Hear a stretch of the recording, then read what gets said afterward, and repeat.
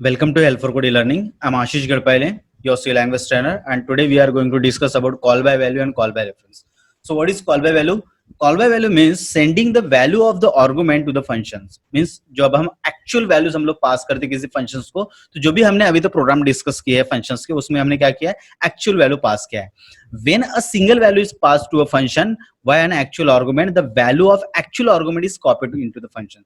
Means हमने अभी function में देखा था कि जब मैं ऐड नाम के फंक्शन को जब मैंने कॉल किया था तो ऐड में मैंने ए बी को पास किया था, तो जो एक्चुअल वैल्यू जो थी हमारी फंक्शन की वो उसके जो रिस्पेक्टिव जो फंक्शन जो कॉल हुआ था उसके पैरामीटर्स में वैल्यू क्या हो जाती है, कॉपी हो जाती है, एक्चुअल वैल्यूज उसमें कॉपी हो जाती है.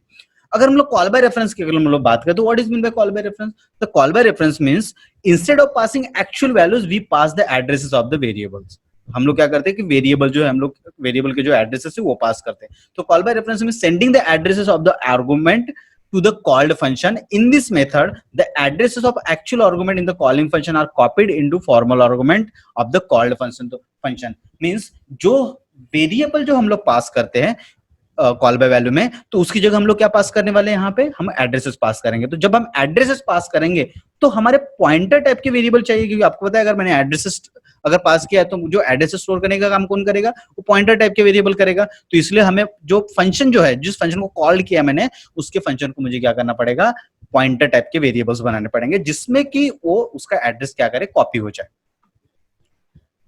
Now difference between call by value and call by reference. So call by value means the function is called by directly passing value of the variable as argument. ठीक है. So what is call by reference? When function is called by passing addresses. Okay, then in case of call by value we need to declare a general variable as a function argument, but in case of call by reference we have to declare the variable as a pointer. In case of call by value, calling function by value does not change actual values of the variable. Means जो उसके जो actual values है उसमें change नहीं होते, जो कि हमने देखा था. लेकिन अभी हमने थोड़ी देर पहले एक और प्रोग्राम देखा था, उसमें क्या था कि उस प्रोग्राम में हमने चेक किया था कि जो एरिया और सर्कम जब हमने फाइंड किया था तो एरिया और सर्कम में क्या हुआ था कि उसके actual values में change होते थे. It is a slow way of calling function and it is the fast way of calling function. तो जो कॉल बाय वैल्यू है थोड़ा slow way of calling function है, और कॉल बाय रेफरेंस जो है क्या है, वो आपका फास्ट वे है. और इसमें जो पैरामीटर जो रिटर्न होते हैं, चेंजेस होते हैं, तो आपको चेंजेस भी आपको जल्दी मिल जाते हैं. इसमें आपको वैल्यू रिटर्न भी करने की जरूरत नहीं पड़ती कॉल बाय रेफरेंस में. तो बहुत सारे इसके बेनिफिट्स हैं. Now swapping of two number using call by value. तो हमारे पास में एक प्रोग्राम है स्वैप करने का, हमने इसको बेसिक प्रोग्रामिंग में ऑलरेडी डिस्कस कर चुके थे. तो दो नंबर को हम लोग स्वैप करते हैं यूजिंग थर्ड वेरिएबल. तो for example I have a function swap और मैंने ए और बी का वैल्यू एक्सेप्ट किया, और मैंने पहले बिफोर स्वैपिंग हमने वैल्यू को डिस्प्ले कर दिया ए और बी का, और हमने स्वैप को हमने उस वैल्यू को पास कर दिया. तो जैसे मैंने स्वैप को ए बी को पास किया, चेक करेगा स्वैप अवेलेबल है, यस अवेलेबल है, दो इंटीजर टाइप के पैरामीटर, यस. तो जो पैरामीटर है वो इंटीजर टाइप के पैरामीटर है. तो ए का वैल्यू इस ए में कॉपी होगा, बी का वैल्यू इस बी में कॉपी होगा. अच्छा हाँ, यहाँ पे आपको बिल्कुल चेंज नहीं होना है कि सर यहाँ पे ए बी लिया हुआ है, यहाँ पे ए बी लिया हुआ है, तो ये ए बी इस मेन के वेरिएबल है, ये जो ए बी है इस स्वैप के वेरिएबल है, ये जो ए बी है इस मेन क्लास के वेरिएबल है. ठीक है. तो हम अलग अलग फंक्शंस में उसके अलग अलग वेरिएबल्स लिख सकते हैं. शर्मा फैमिली के पास में सोनू मोनू हो सकते हैं, तो वर्मा फैमिली के पास में सोनू मोनू हो सकते हैं. ओके. तो मेरे पास में ए नाम का जो वेरिएबल है वो पास हुआ है इस ए में, बी नाम का जो वेरिएबल है उसकी वैल्यू कॉपी हुई सर बी वेरिएबल. फिर हमने क्या किया कि टेम्प वेरिएबल का यूज करके उसको स्वैप किया, और आफ्टर स्वैपिंग उसको हमने प्रिंट किया. क्योंकि हमने यहाँ पे प्रिंट क्यों किया स्वैप के अंदर में, क्योंकि आपको पता है कि जो वैल्यू जो स्वैप जो हमने पास किया है उस फंक्शन में, वो फंक्शन की वैल्यू एक्चुअल वेरिएबल में चेंज होता है क्या, नहीं होता. मतलब एक्चुअल ए बी में चेंज हो रहा है क्या, यहाँ पे नहीं हो रहा है. तो चेंज कहाँ पे हो रहा है, ये चेंज हो रहा है इस स्वैप में. तो हमने आंसर जो प्रिंट किया है वो किस में प्रिंट किया है, आफ्टर स्वैपिंग इस स्वैप के फंक्शन में. So when function is called by passing actual values, देखिए यहाँ पे स्वैप में हमने क्या किया, एक्चुअल वैल्यूज पास किया है. तो ऐसे फंक्शन को हम लोग क्या बोलते हैं, कॉल बाय वैल्यू. देन हमारे पास में एक प्रोग्राम है कॉल बाय रेफरेंस. तो हमको सेम स्वैपिंग वाला प्रोग्राम करना है but by using call by reference.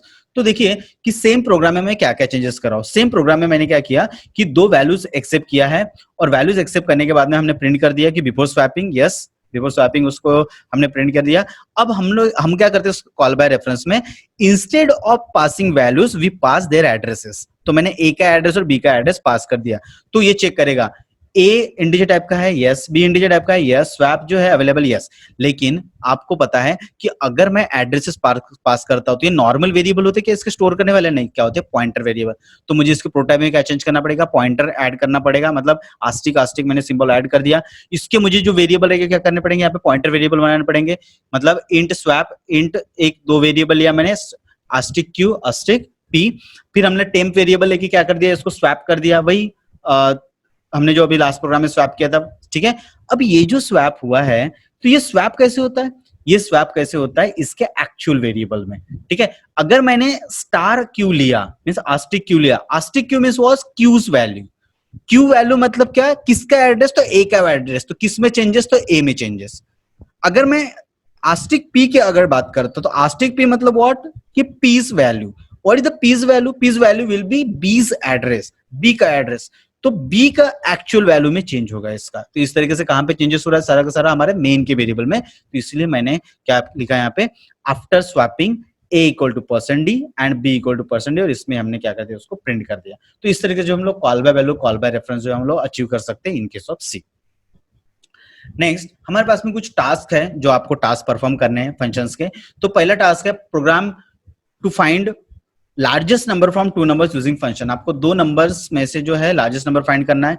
Then आपको चेक करना है कि नंबर इवन है या ऑड है, और आपको थर्ड टास्क परफॉर्म करना है program to find factorial of number using function. तो मैं आपको इसके प्रोग्राम्स के लॉजिक में आपको एक बार दिखा देता हूं ताकि आपके लॉजिक क्लियर हो जाए।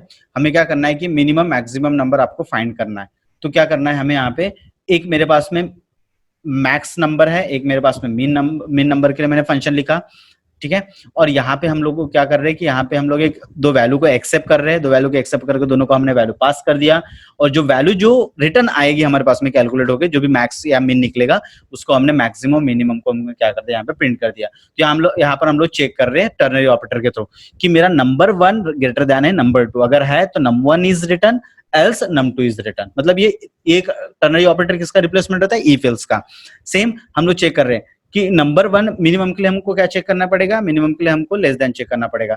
तो अगर नंबर 1 लेस देन नंबर 2 है तो नंबर 1 इज रिटर्न और नंबर 2 इज रिटर्न। तो इस तरीके से लिख सकते हैं, या फिर अगर मैंने ग्रेटर 1 लिखा तो नंबर 2 और नंबर 1 को रिप्लेस कर दिया तो वो भी सेम आंसर आ जाएगा आपका, ठीक है। तो इस तरीके से एक प्रोग्राम करना है आपको।